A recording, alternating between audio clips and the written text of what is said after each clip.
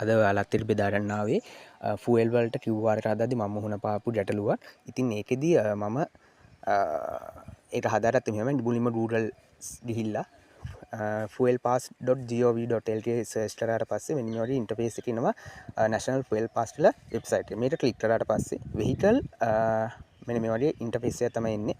ඉංග්‍රීසි සිංහල තමිල් ඔයාලට කැමති භාෂාව මේක යොදා ගන්න පුළුවන්. ඊට පස්සේ මෙන්න මේ vehicle login වලට ගිහිල්ලා ඔයාගේ දැනට දීපු ඒ නම්බර් එක දාලා ඔයාලට වාහනේ QR කෝඩ් එක ගන්න පුළුවන්. හැබැයි මට ඒ නම්බර් එක මතක නැහැ. ඒ කියන්නේ මම වාහනේ රෙජිස්ටර් කරපු නම්බරේ මතක නැති නිසා මට QR කෝඩ් එක ගන්න බෑ.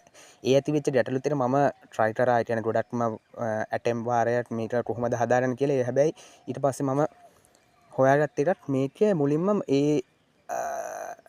මට දැන් නම්බර් එක මතක නැති මම වෙන නම්බරයක් යූස් කරලා හැබැයි ඒකට QR එක හදලා තිබ්බේ මුලින්ම මම කරේ ප්‍රොෆයිල් එක ඩිලීට් කරා. මෙතනින්ම ගියාට පස්සේ ඔප්ෂන් එකක් තියෙනවා ඩිලීට් ප්‍රොෆයිල් කියලා.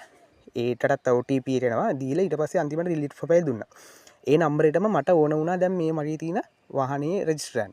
ඊට පස්සේ vehicle registration ගිහිල්ලා NIC නම්බරේ දැම්මා මොබයිල් නම්බරේ දාලා ඊට පස්සේ ඒකට OTP ආවට පස්සේ verify කරලා first name එක last name එක address එක දීලා next දුන්නා. next දීලා මම දැනට රෙජිස්ටර් කරපු ඒක already registered ඒ වුණාට මම වාහන අංකය ඊට පස්සේ chassis අංකය වාහන type එක ඊට පස්සේ address දීලා petrol ද diesel ද කියලා තියෙනවා select කරන්න ඊට පස්සේ address දීලා next දුන්නට පස්සේ ඔයාලට එනවා මේ වාහනේ දැනටම registered කියලා.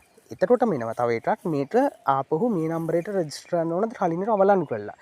අන්න ඒක එතකොට කන්ෆර්ම් කරලා ඕකේ දුන්නට පස්සේ ඔයාලට පුළුවන් අර මේ ඩිලීට් වෙලා යනවා කලින් රෙජිස්ටර් කරපු එක මේකට ඇක්ටිව් වෙනවා. එතකොට ඔයාලට ආයේ මේ QR කෝඩ් එක අලුත් මේ තියෙන වාහනේට හදාගන්න